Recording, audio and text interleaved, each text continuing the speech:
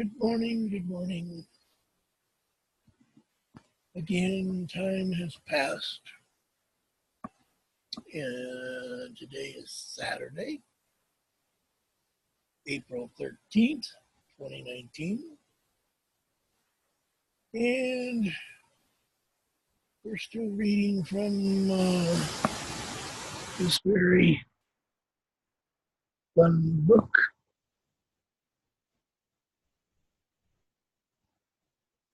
Born for Love by Buscaglia. Now, again, as we've mentioned before, it is done in short segments,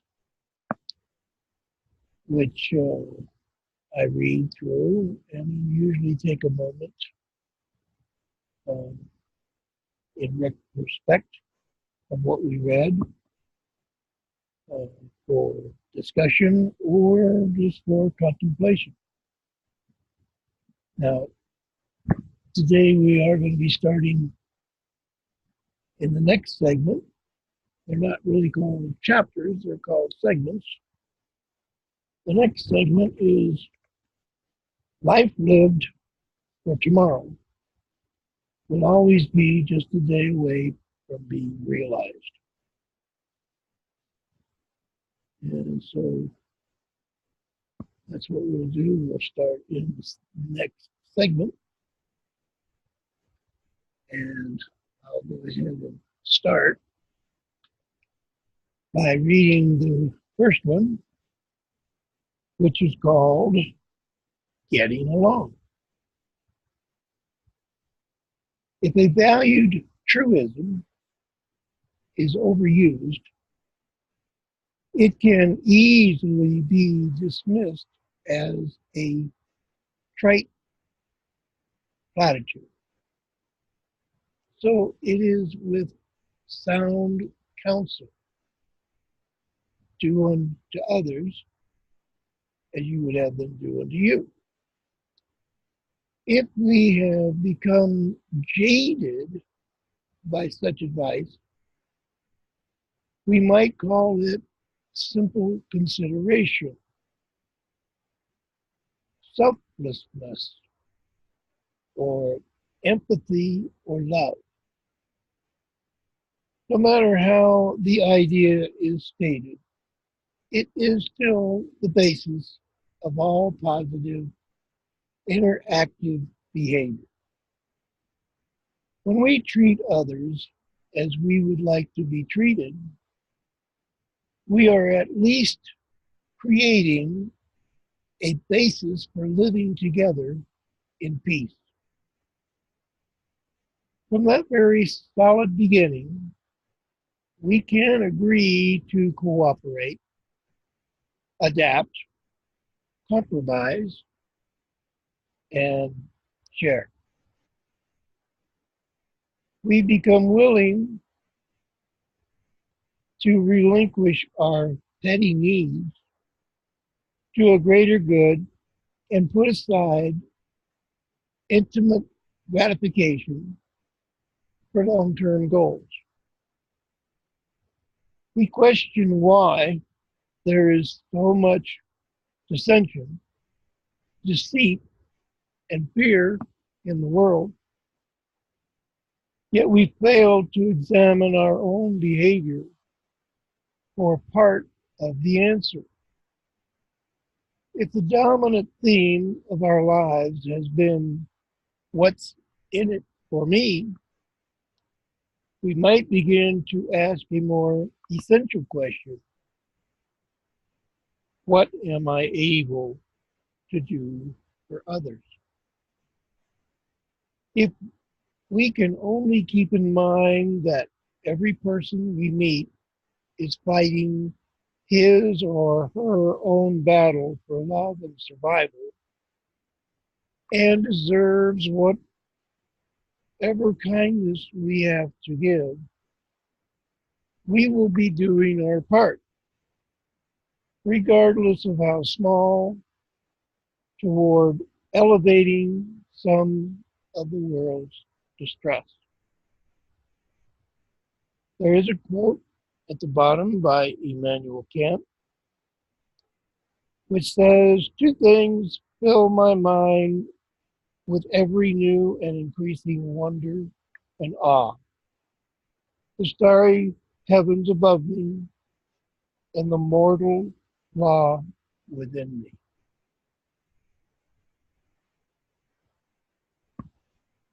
And as usual, like was mentioned last week, some of this is what we shall say so much common sense. In essence, I guess we should all already know it. But on the other hand, how much thought do we actually give to it? Probably little or none, because we just don't think about it.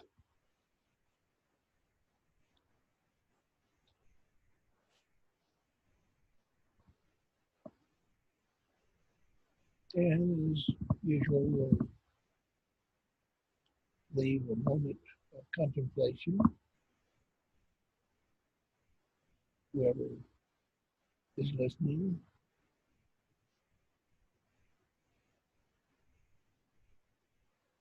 at least I find it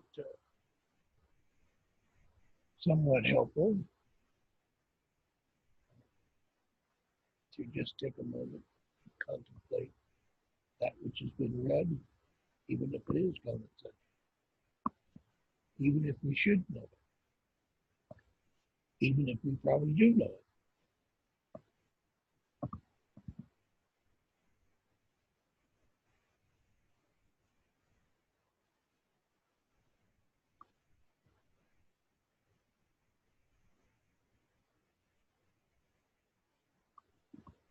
Okay, the next one I'm going to read is called We Get What We Give and Find What We Expect.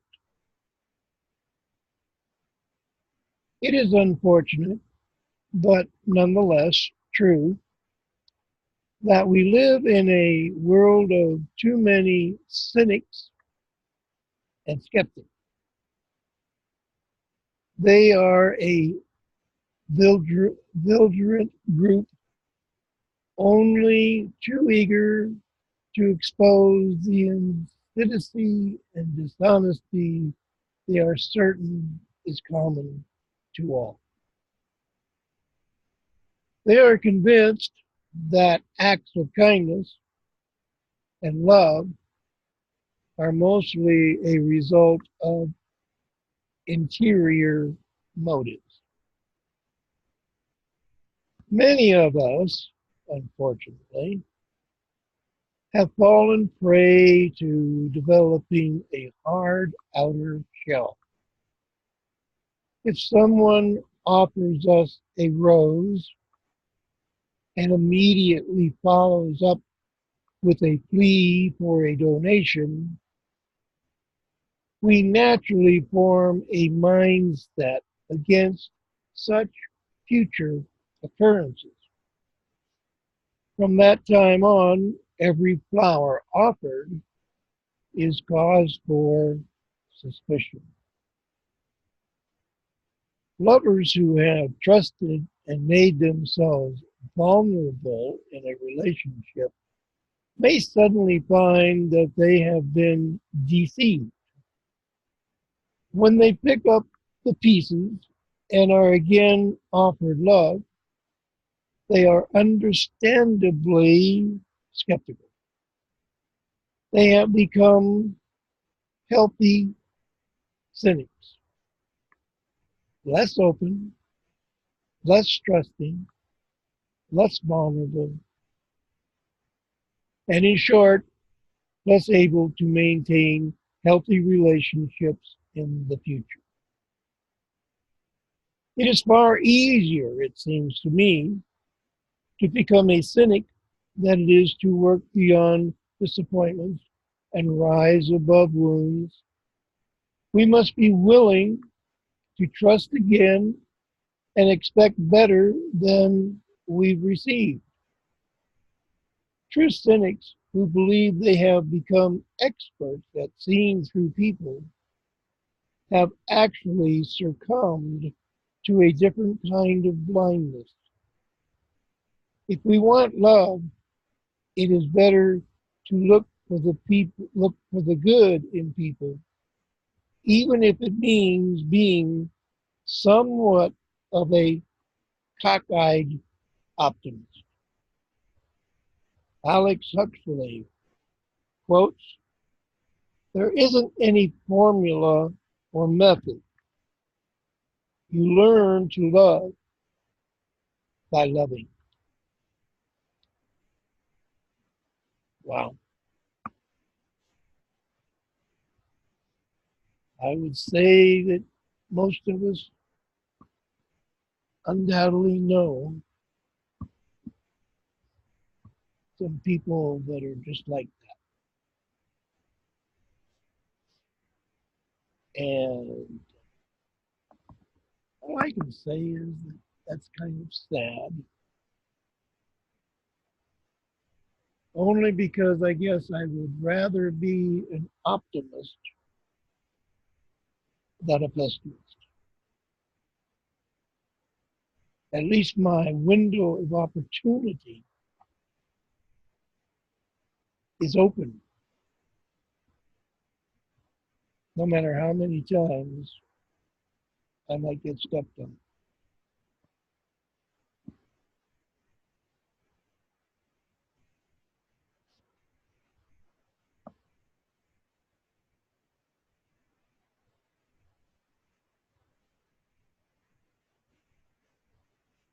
Every segment that I have read does within itself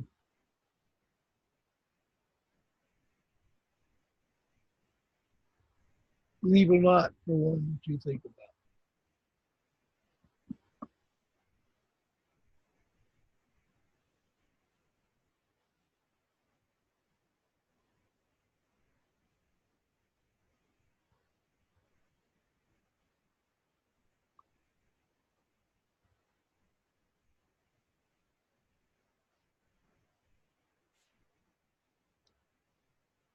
The next segment that I'm going to read is called The Loving Compliment. Mark Twain once said he could go for 2 months on a good compliment.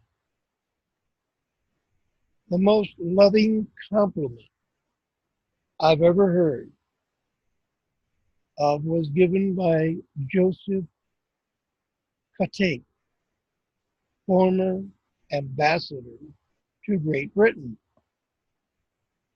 When asked who he would like to be if he could come back to Earth again after he died, he replied without an instant hesitation,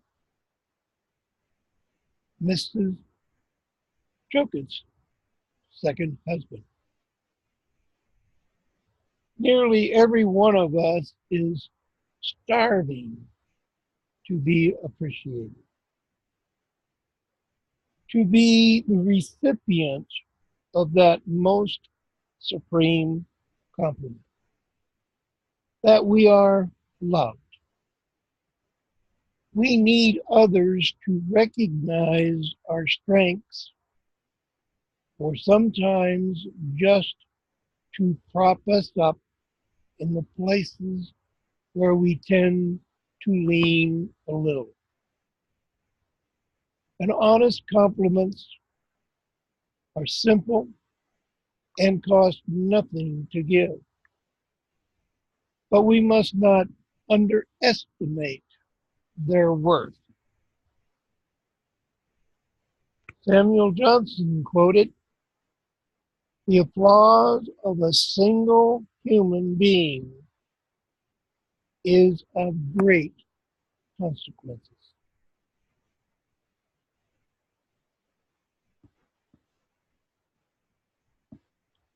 So much truth in that one. Uh,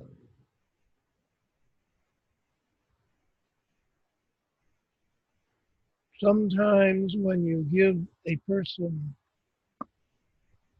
a compliment, it's amazing to me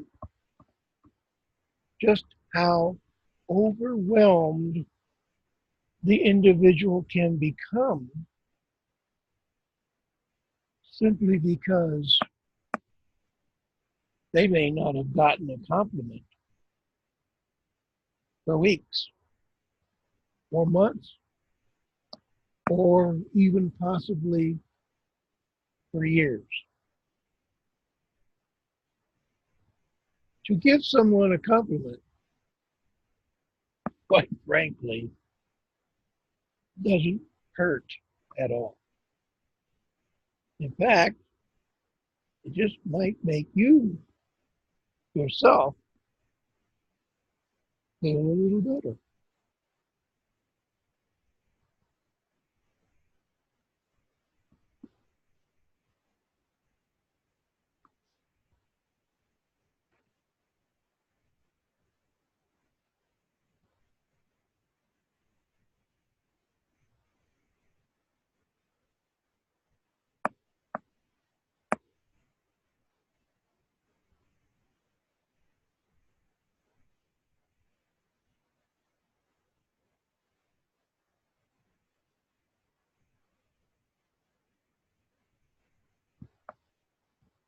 Okay, the next one I'm going to read is called One is Never Too Old for Love. Growing old is seldom anticipated with pleasure once we leave our teens.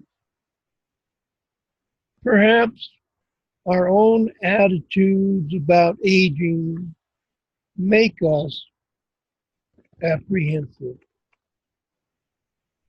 My feeling is that it is not age or death we fear as much as the potential for loneliness and lack of affection we see as a possibility. What we fear is a day when our loved ones stop planning with us and start planning for us. A receding hairline, wrinkled skin, and a slower pace are not the real reasons many of us dread old age.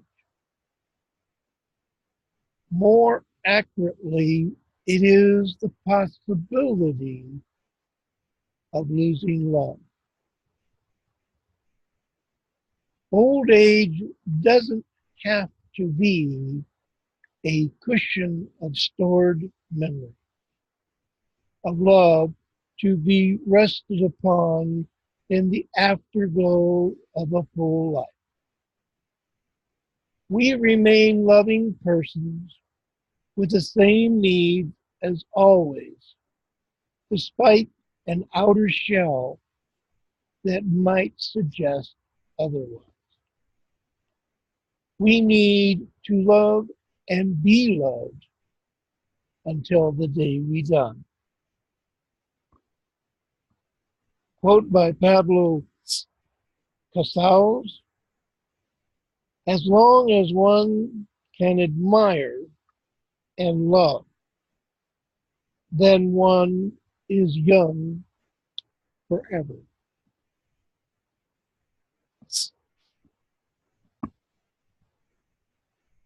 That is a very beautiful statement. Very beautiful and very true.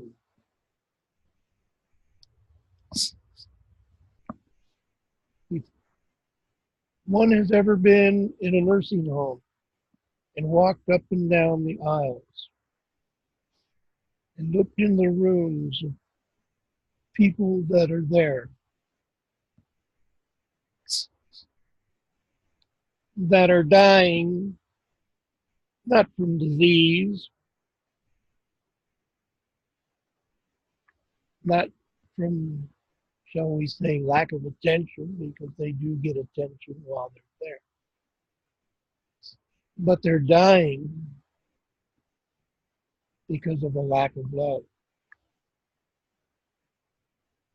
Relatives and friends cease to come see them. My question was always, why? And the answer for me was always very simple.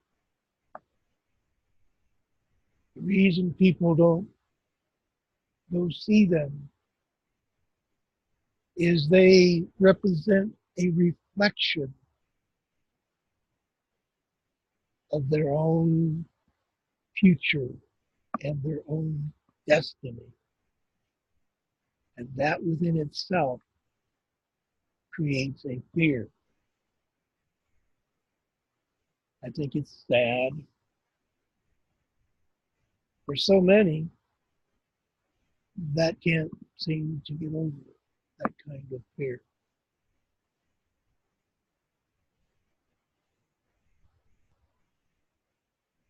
If one was to spend just 1 hour a day to go visit a stranger in a nursing home, just might make their life a whole lot brighter and more interesting.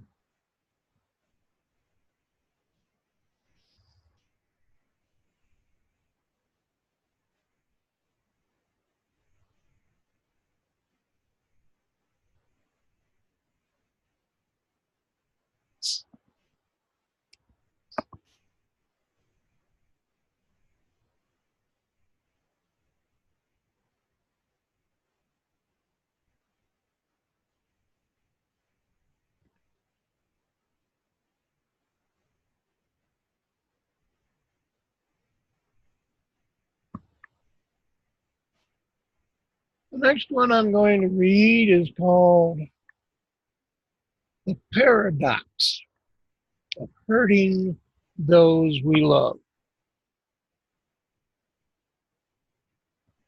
It is a paradox of love that we often hurt the most the ones we love the most.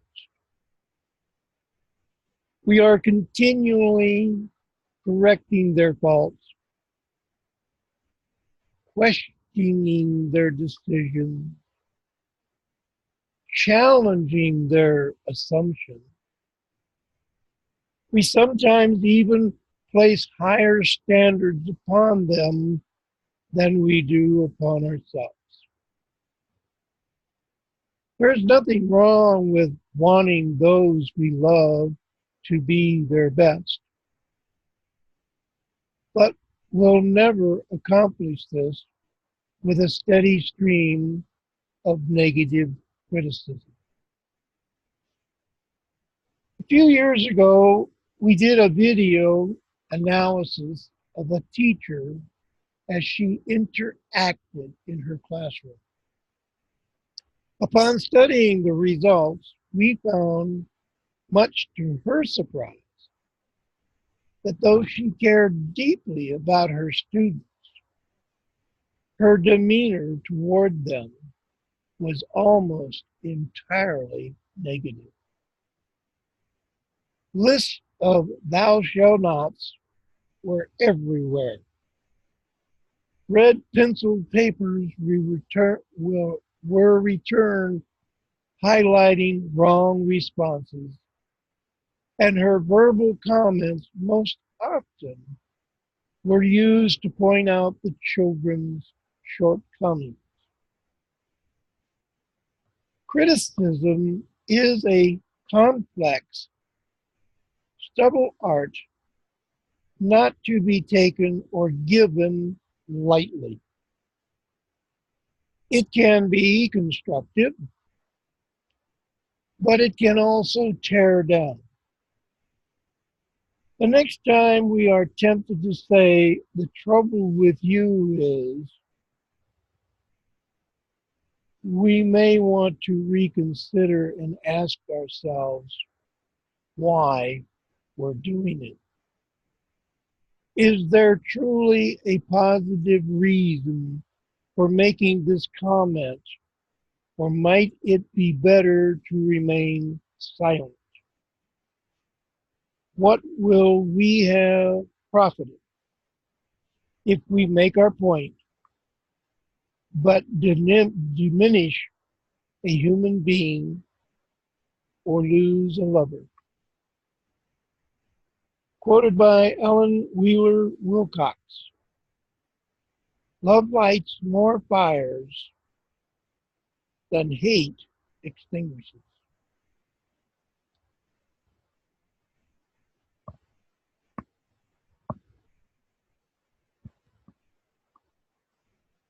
I think one can see why this is such an interesting book,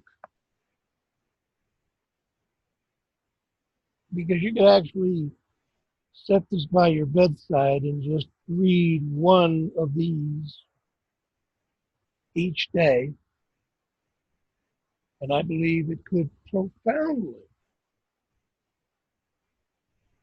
change your attitude in your life in many, many ways.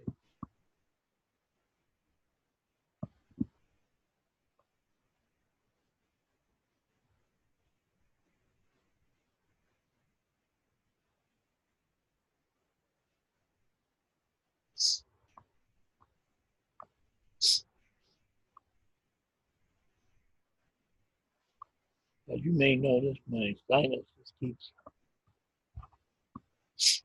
driving me crazy. Oh, no. As they say, what else is new in the world of aggravation?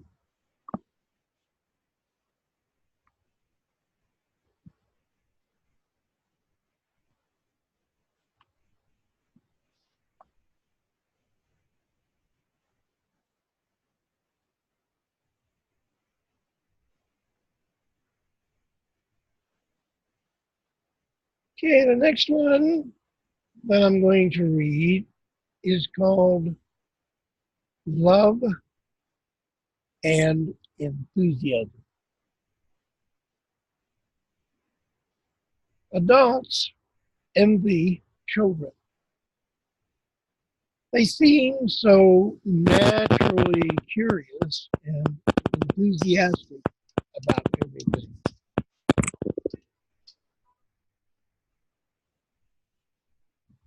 Most of us can recall our feelings from childhood. Who can forget a time when we could be sprawled out on the grass for an hour, completely absorbed in the movements of a bug burrowing through the earth or a cloud formation passing overhead? We didn't have to worry about being entertained when there were so many things to invite our curiosity and enthusiasm. We often become less impressed with life as we grow older.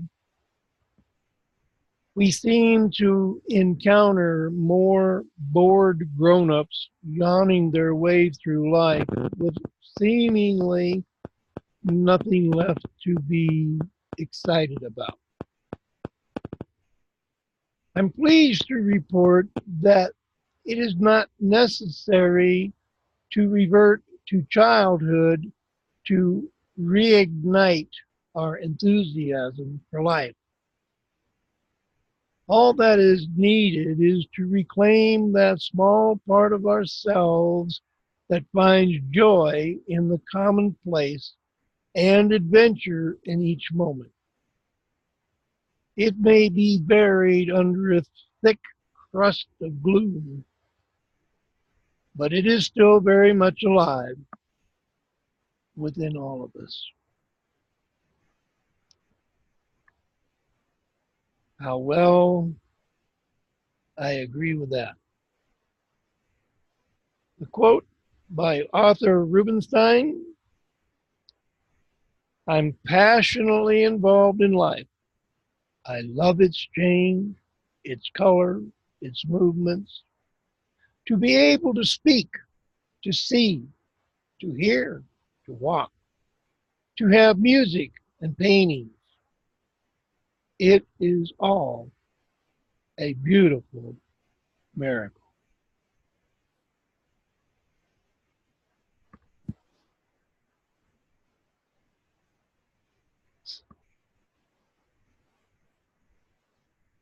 Well, I used to, when I was in my 20s, jokingly say to people, I was born a child and I'll probably die as a child, hoping to never lose the wonderment and the excitement of life itself. And now, at the age of 77, I still feel the same way because every day is another beautiful, wonderful day of excitement and joy because today something, I don't know what, but something will happen as I travel through this day that will pique my interest and may even get me excited. Who knows? Except that I know that too. Written by another book that I have read. To live in the now could be the greatest gift that you have.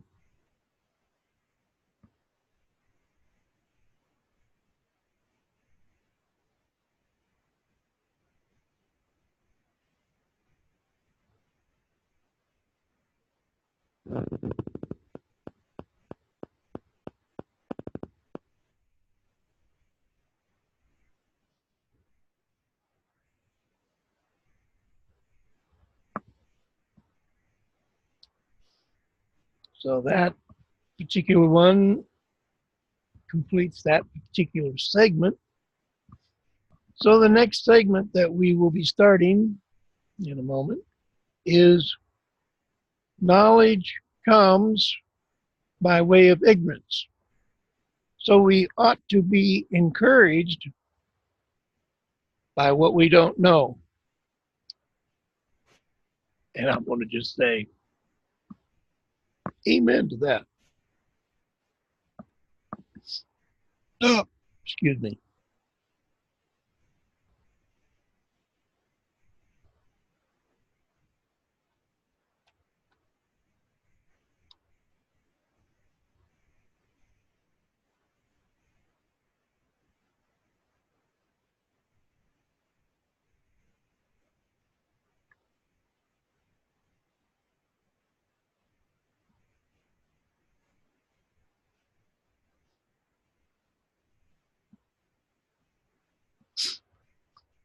Okay. The next segment that I will read is called Need Breeds Success. There is an old adage which states that if we desire something strongly enough, it's ours for the taking. Where there's a will, there's a way. If you are lonely, you can do certain things to elevate it. If you are experiencing conflicts in loving, you can take steps to solve them. We have the power to improve, but we must also have the will. Solutions can come on the heels of need, but they do not materialize on their own. They arise from a deep desire to really do something. I receive anguished letters from lovers who cry out in despair about their inability to form and maintain lasting relationships. They desperately seek solutions from me, from dear Abby, from therapist and minister, but they do nothing. Their excuse is that they are unable to make decisions. They claim to be at their wits' end, clutching at straws, without a clue, at a dead end, helpless and hopeless. So many convenient words and phrases to confirm their powerlessness. In reality, they simply lack the essential determination to get out of their quandary. Though they assert their need to do something, they are unwilling to make the required adjustments, compromises, and perhaps even sacrifices necessary to attain their goal. Love is always there for the taking. The question is, do we really want it badly enough to do the soul searching and hard work necessary to acquire it? Or are we just kidding ourselves? A quote by Robert Hoyer: "You can have anything you want if you want it badly enough. You can be anything you want to be, have anything you desire, accomplish anything you set out to accomplish, if you will hold to that desire with singleness of purpose."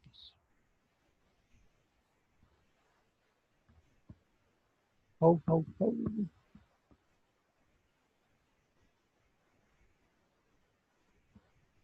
I swear, I think sometimes when we read these little short statements,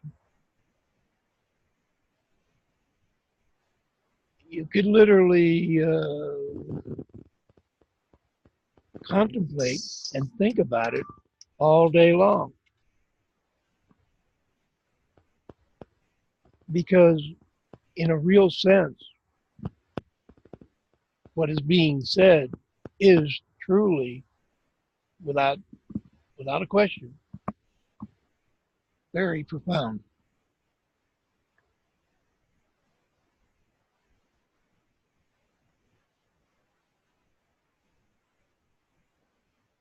I find myself asking myself the same question quite often.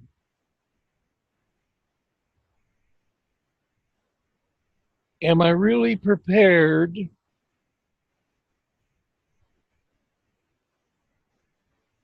to make the decisions that are necessary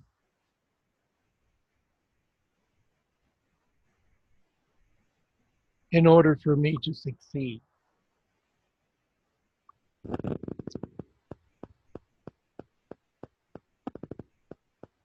course, I always hope and pray that I do have that ability, which I'm sure I have, to do what is necessary.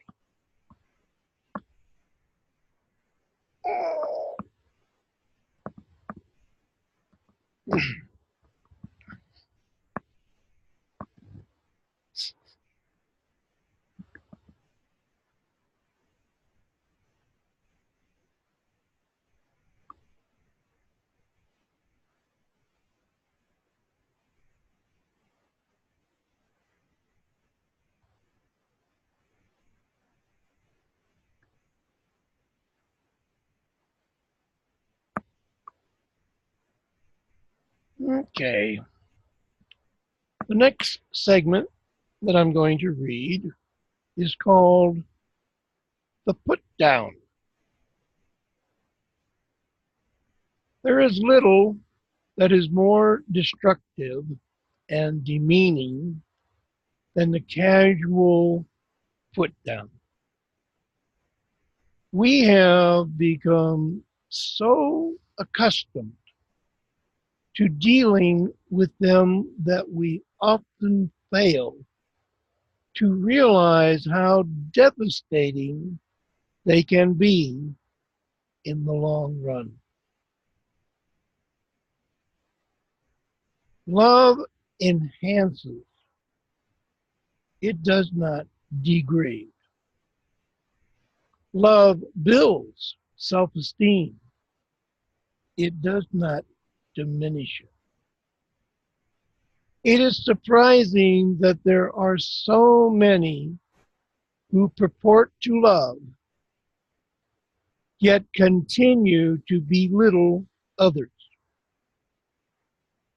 I have never forgotten a woman who said to her husband, who at every opportunity used her as the object of his degrading humor, "If I'm so bad and worthless, why did you marry me?" Good question. Put downs that attempt to change someone's behavior usually manage to aggravate it. There are so many ways to positively influence behavior. Why do we resort to one that wounds and even has the power to destroy?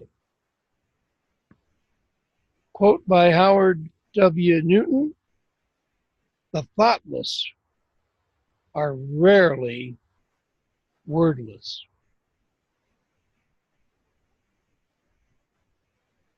Holy cow, another one to give really some deep thought about.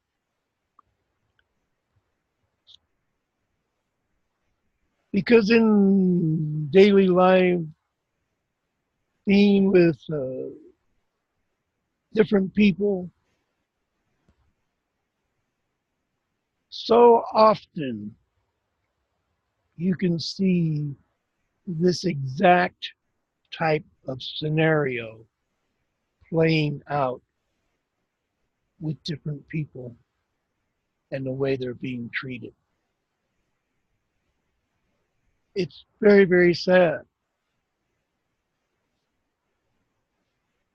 And the question, I guess, that sometimes comes to mind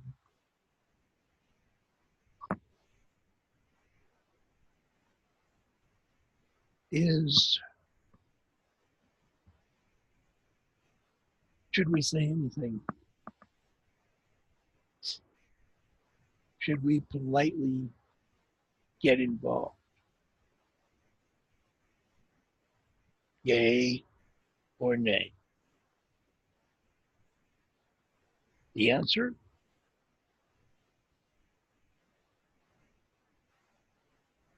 I'm not sure.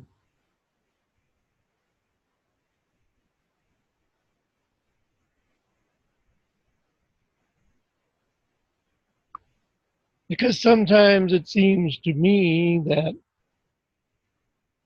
wanting to help is a great thing.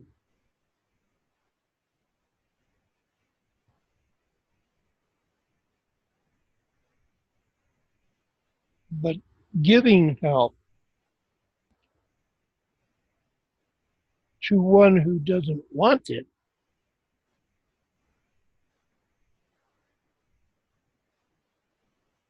could it in itself be dangerous? Maybe. Again, I don't know. I really don't know.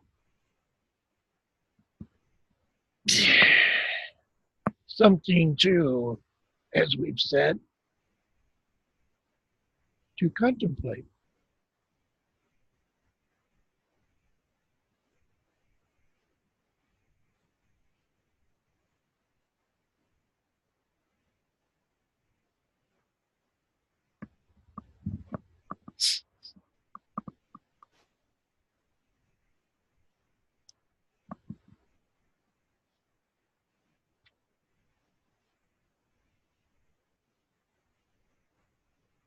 Okay, the next one that I'm going to read is called Love is Ageless. Love has nothing to do with age. People don't grow old merely by living a certain number of years. Aging is an activity of the mind, an attitude. We grow old when we give up our sense of fun.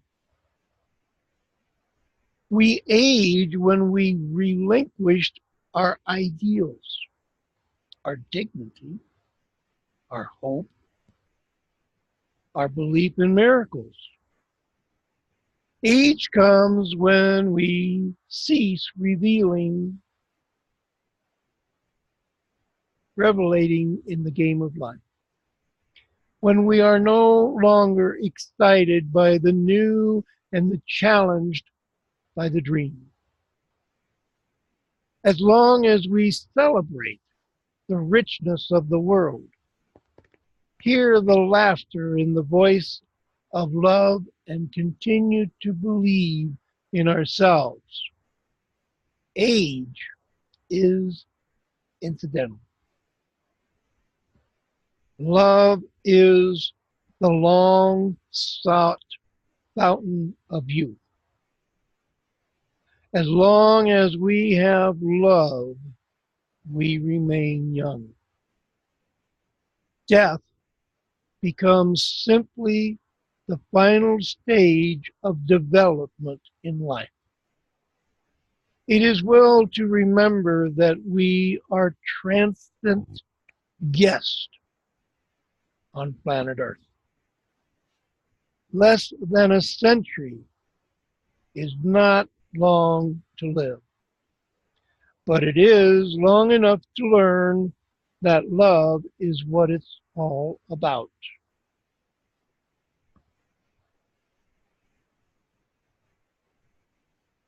Quote by Jonathan Swift, "May you live all the days of your life." How very true, how very true, how very true.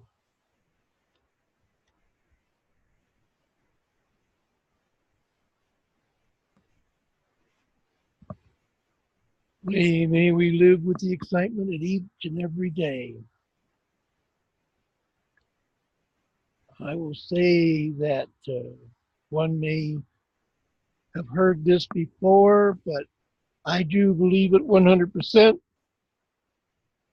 Yesterday is dead and gone. I have no need for it. Tomorrow is not here and will never come. So I have no need for it. But today, the now is the life I'm living. So shall I live it with love and happiness for all.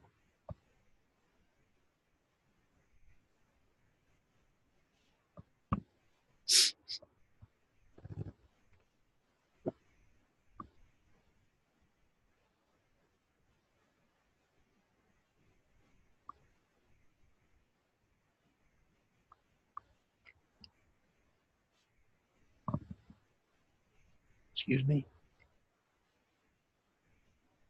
Must be all the water I drink.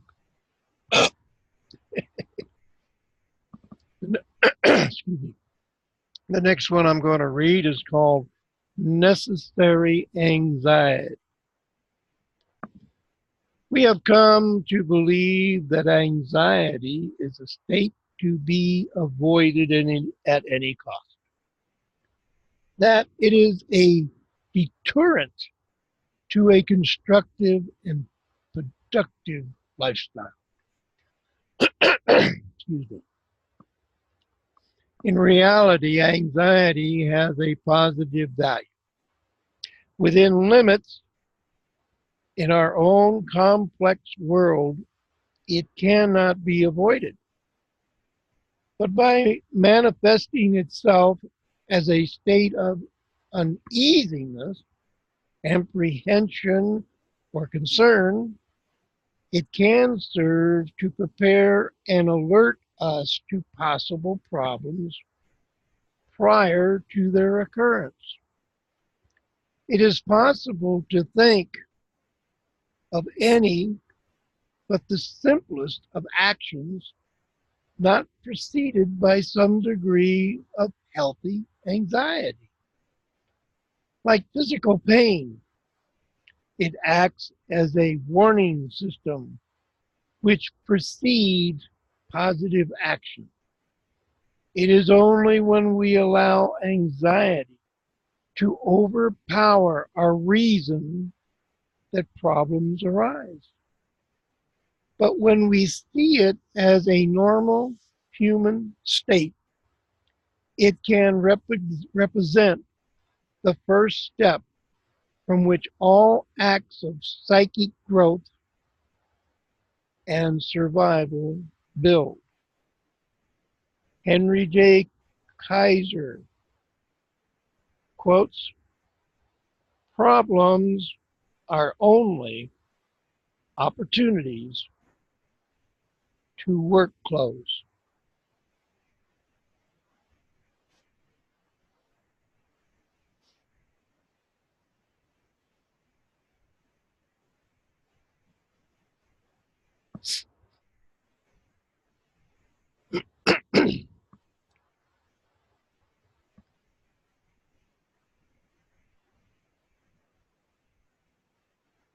I guess the only thing I can say about that one is if you're alive, I'm alive at number 5. No. Yes, we will have anxieties. That's just part of life. If we didn't have some anxieties now and then, we might be close to our deathbed or something. I don't. Anyway.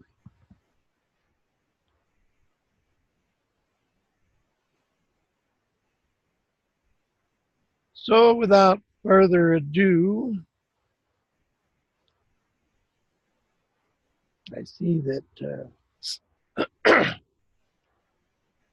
how the time does fly when you're having fun. We're just about at the point where it's to say